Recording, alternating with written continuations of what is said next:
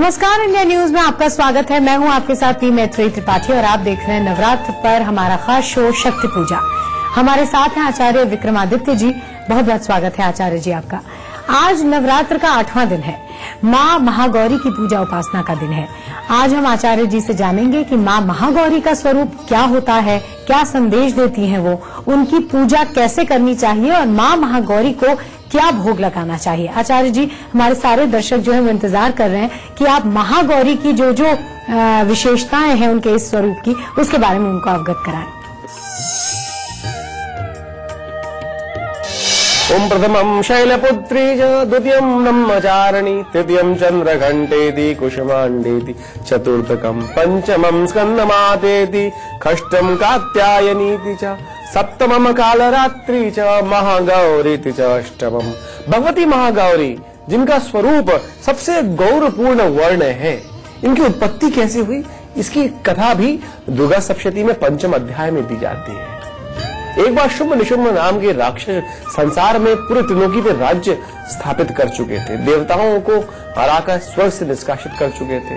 देवता बड़े परेशान थे। एक जगह समस्त देवता एकत्र होकर विचार विमर्श कर रहे थे और भगवती की आराधना कर रहे थे। ऐसी जगह पे खड़े होकर भगवती की आराधना कर रहे थे, से निष्कासित कर चुके थे। देवता बड़े परेशान थे। एक जगह समस्त देवता एकत्र होकर विचार विमर्श कर रहे थे और भगवती की आराधना कर रहे थे। ऐसी जगह पे खड़े होकर भगवती की आराधना कर रहे थे हिमालय के ऊपर। तो वही कहा जाता है भगवती पार्वती वहां नहाने स्नान करने आई। जब वो स्नान करने आई तो उन्होंने देवताओं को देखा कि ये देवता लोग बड़े एकत्र होकर विचार विमर्श कर रहे हैं, किसी भगवती की आराधना कर रहे हैं। तो वहां भगवती ने प्रश्न किया देवताओं से, हे देवतागण, आप किसकी आराधना कर रहे हैं? तो कहा जाता है कि भगवती के शरीर से एक तेजस पुंज निकला और वो आकाश में व्याप्त हुआ और उस शक्ति पुंज ने कहा कि हे भगवती, ये मेरी आराधना कर रहे हैं। यानी पार्वती के शरीर से जो देव पुंज निकला वो ऐसा गौर वर्ण का भगवती का स्वरूप था, तेजोमय स्वरूप था। वो आकाशवाणी से बोला कि हे भगवती, ये मेरी आराधना कर रहे हैं। और कहा जाता है कि जैसे ही वो तेज वर्ण आकाश में उपस्थित हुआ, भगवती पार्वती का जो गौर वर्ण था वो श्याम वर्ण में परिवर्तित हो गया।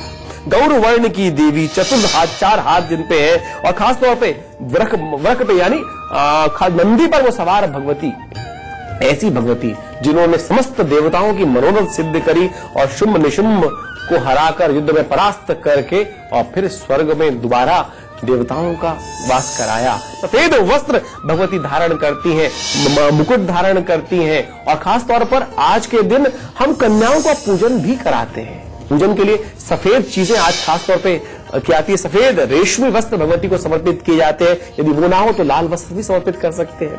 और सफेद दूध से बनी हुई जो मिठाई है, खीर है, केसर युक्त खीर है, केसर युक्त मिठाई है, वो सब भगवती को समर्पित की जानी चाहिए। सफेद फूलों की माला भगवती को समर्पित की जानी चाहिए। इत्र भगवती को समर्पित किया जाना चाहिए और गौ सेवा विशेष तौर पे आज होनी चाहिए। ये सब सामग्री है पूजन की, हमें अवश्य आज एकत्र करके रख लेनी चाहिए और पूजन के लिए तैयार होना चाहिए। आचार्य जी, हमारे सारे दर्शक इंतजार कर रहे होंगे और जैसा कि आप रोज उनको अपने साथ पूजा करवाते हैं, वैसी उम्मीद है कि हमारे सारे दर्शक अपने पूजा स्थान में बैठ गए होंगे। और अगर उनको पूजा थोड़ी देर बाद करनी है तो आप अच्छे से नोट कर लीजिए, क्योंकि अब आचार्य जी जिस विधि विधान से पूजा करवाएंगे यही वो विधि विधान है जो शास्त्रों में वर्णित है। आचार्य जी, तो आज की पूजा आरंभ करें। हम आरंभ करते हैं आज की पूजा। आज महाअष्टमी है और कहा जाता है कि जो आज काम, क्रोध, मद, लोभ, ईर्ष्या, द्वेष इत्यादि की यानी पंचमकारों की जो आहुति, जो बलि देता है, वो साक्षात देवता बन जाता है। पंचमकार कहा जाते हैं मत्स्य, मांस, महिष, मदिरा, इन सब की जो बलि भगवान को, भगवती को देता है और उनके समस्त पाप क्षय हो जाते हैं। अब ये मान लीजिए मांस, महिष ये बैल नहीं है, ये कुछ और है। पंचमकार है काम, क्रोध, मद, लोभ, ईर्ष्या, द्वेष इत्यादि, जो इन मकारों के द्वारा समझाए जाते हैं। यानी महिष, यानी सांड जो है, महिष जो है, महिष रूपी अहंकार और बकरे का जो रूप है वो क्रोध। इन सब काम, क्रोध, मद, लोभ को यदि आज आप भगवती को समर्पित कर देंगे पूजा के रूप में, तब आप देवता बनेंगे।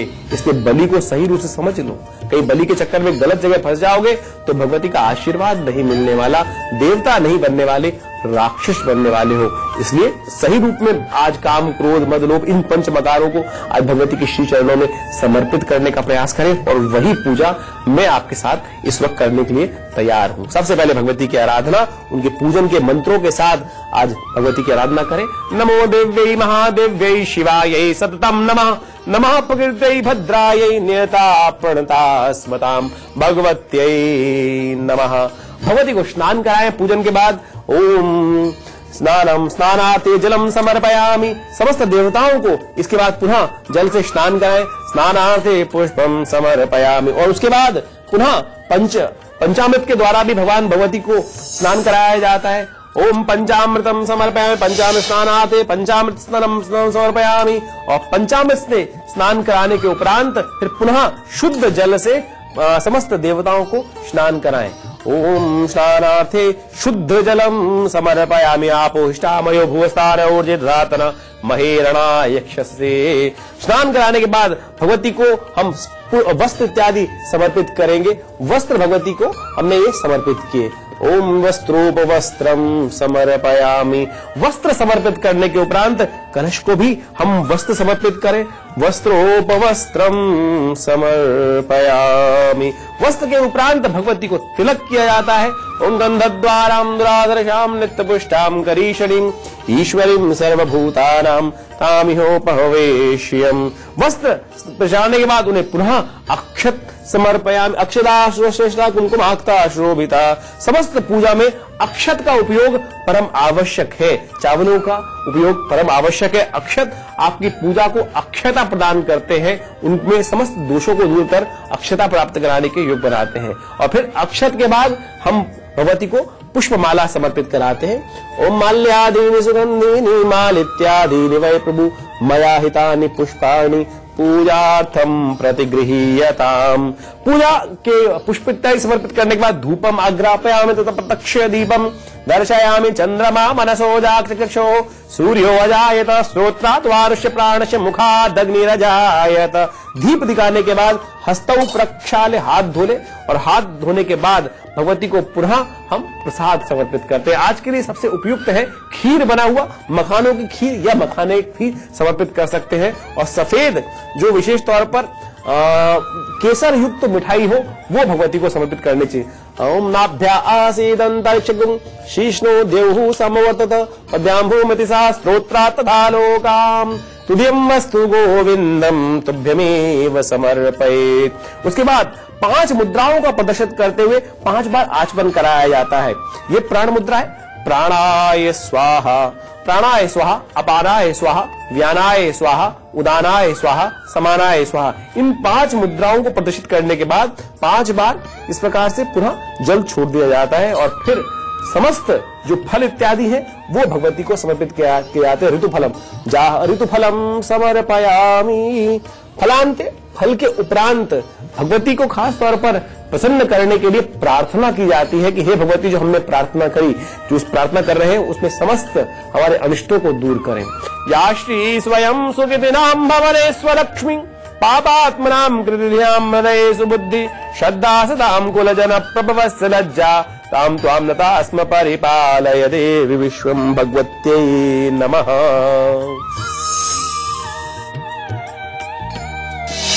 तो उम्मीद है कि हमारे सारे दर्शकों ने जो भी आचार्य जी ने बताया उसका विधि पूर्वक उसी तरह से पूजा अर्चना की होगी। और अगर वो बाद में पूजा करेंगे तो उन्होंने ये पूरी विधि जो है वो लिख ली होगी।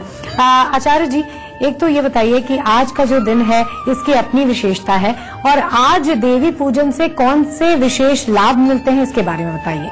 आज नवरात्र का अष्टम दिवस है। भगवती महागौरी की आराधना करने का अवसर है। यदि भगवती महागौरी की हम आराधना कर लेते हैं और उनके मंत्रों का जप कर लेते हैं तो समस्त अनिष्ट निवारण को प्राप्त हो जाते हैं। आज के दिन ही भगवती की उत्पत्ति का दिवस भी माना गया है। कई शास्त्रों में समस्त देवताओं ने आज ही भगवती की आराधना करी थी और उन्होंने शुंभ निशुंभ जैसी भयानक आपत्ति से उनकी रक्षा करी भगवती ने। तो आज के लिए ऐसा शास्त्र में वर्णित है देवी सूक्त। देवी सूक्त भगवती की प्रार्थना है। उसमें 2 पाठ, 2 व्यवस्थाएं मिलती हैं, एक तंत्रोक्त और एक वेदोक्त। तंत्रोक्त दृष्टिकोण से जो प्रार्थना है, नमो देवी महादेवी शिवाय नमः, नमः भगवती भद्राय नेता पण्डमता स्वताम, जिसमें ये प्रार्थना की गई है, नमो देवी महादेवी शिवाय नमः, जिसमें नमस्तस्यै नमस्तस्यै नमस्तस्यै नमो नमः इस प्रकार के मंत्र है। या देवी सर्वभूतेषु बुद्धि रूपेण संस्थिता नमस्तस्यै नमस्तस्यै नमस्तस्यै नमो नमः, या देवी सर्वभूतेषु रुद्रा रूपेण संस्थिता नमस्तस्यै नमस्तस्यै नमस्तस्यै नमो नमः। ये इसको देवी सूक्त कहा जाता है। यदि आज की रात्रि इस मंत्र के द्वारा जप करते हुए भगवती की आराधना की जाए तो ऐसा आशीर्वाद मिलता है कि भगवती स्वयं उपस्थित होकर हमें समस्त आपत्तियों से रक्षा करने का आशीर्वाद प्रदान करती हैं। और इस मंत्र के द्वारा, इस देवी सूक्त का यज्ञ यदि करने की व्यवस्था बना पाए, खीर के द्वारा, घी मिली हुई खीर के द्वारा, गाय के घी मिले हुए खीर के द्वारा, तो आप माने प्रत्यक्ष आपके जीवन की समस्याओं का निराकरण आपको स्वयं प्राप्त होगा। आचार्य जी, हर दिन हम बात करते हैं कि कन्या पूजन की विशेष पूजा कैसे की जाए, तो आज कैसे कन्याओं को प्रसन्न किया जाए? आज तो महाअष्टमी है। आज के दिन तो कन्या पूजन का सबसे ज्यादा विधान बताया गया है। और जो भक्त हम परंपरागत अष्टमी और नवमी सदा पूछते आए हैं, तो आज तो विशेष तौर पर कन्या का आशीर्वाद, भगवती जो 8 वर्ष की कन्या हो उनका विशेष तौर पर पूजन करते हुए श्रृंगार की समस्त सामग्रियां जितनी हो सकती है वो उनको दे, हलवा विशेष तौर पर, पूरी विशेष तौर पर बनाकर उनको भोजन कराएं और खास तौर पर उनका आशीर्वाद लेते हुए समस्त श्रृंगार की सामग्री उपहार स्वरूप उनको दे और 8 कन्याओं का आशीर्वाद अवश्य लेने का प्रयास करें। और जितना हो सके, जितनी व्यवस्था हो सके उतना व्यवस्था पालन करें। आपके जीवन में समृद्धि के योग बनेंगे। बड़े भाग्य से होते हैं कि जिनके घर में कन्याएं आकर आज भोजन ग्रहण करती हैं और उनको आशीर्वाद मिलता है। तो कोशिश ये करें, इस दिन का आशीर्वाद लें, आप साक्षात देवता बन जाएंगे, आपके जीवन से समस्त दोष दूर हो जाएंगे। चलते हैं वाराणसी, जहां पर माता रानी विराजती हैं गौरी स्वरूप में। आइए करते हैं उनके दर्शन और जानते हैं कि वो कैसे आपके जीवन में सुख और समृद्धि ला सकती हैं।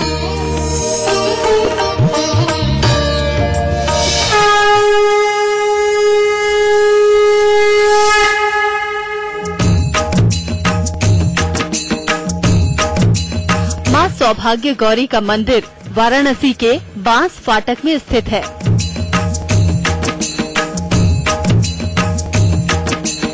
मान्यता है कि मां सौभाग्य गौरी के दर्शन से सुहागिनों को अखंड सौभाग्य का सुख प्राप्त होता है। कुंवारी कन्याएं मन चाहे वर की मुराद मन में लिए माता रानी की ड्योढ़ी पर हाजिरी लगाती हैं। माता के आशीर्वाद से विवाह आदि में विघ्न बाधा से मुक्ति मिलती है। खासकर मांगलिक कन्याओं की मनोकामना पूरी होती है। इनके दर्शन पूजन से दाम्पत्य जीवन में जो भी बाधाएं रहती हैं वो दूर होती हैं और जो भी मंगल वगैरह कड़ा है होता है लड़कियों का, मंगली लड़कियां शादी नहीं होती है, लड़कों की भी व्यापार वगैरह में भी जो अड़चन रहती है वो सब माता दूर करती है। श्वेत वृषे समारूढ़ा श्वेतंबरधरा शुचि महागौरी शुभम दद्या महादेव प्रमोददा। काशी को धर्म की नगरी कहा जाता है। मान्यता है कि ये शहर भगवान शिव के त्रिशूल पर बसा हुआ है। कहते हैं कि जहाँ जहाँ शिव वहाँ वहाँ माँ गौरी। काशी में देवी गौरी के 9 रूपों का मंदिर अलग अलग स्थानों पर स्थित है, जिनमें से देवी सौभाग्य गौरी का मंदिर बांस फाटक में आदि विश्वनाथ मंदिर परिसर में स्थित है। ये मंदिर अद्भुत और अलौकिक है। ये मंदिर 327 साल 327 साल पुराना है। मेरी पूजा कर स्वीकार, मेरी पूजा कर स्वीकार, मैं तेरी लाल चुनरिया ले आई। मेरी पूजा कर स्वीकार, माँ तेरी लाल चुनरिया ले आई। मान्यता है कि जिस पुरुष या महिला के हाथों की लकीरों में दोष होता है या फिर जिसका भाग्य साथ नहीं देता है, उन्हें देवी सौभाग्य गौरी के दर्शन करने चाहिए। देवी को सफेद फूल और प्रसाद खास तौर पर पसंद है। ये भी मान्यता है कि देवी को सफेद फूल चढ़ाने पर कृपा बरसती है।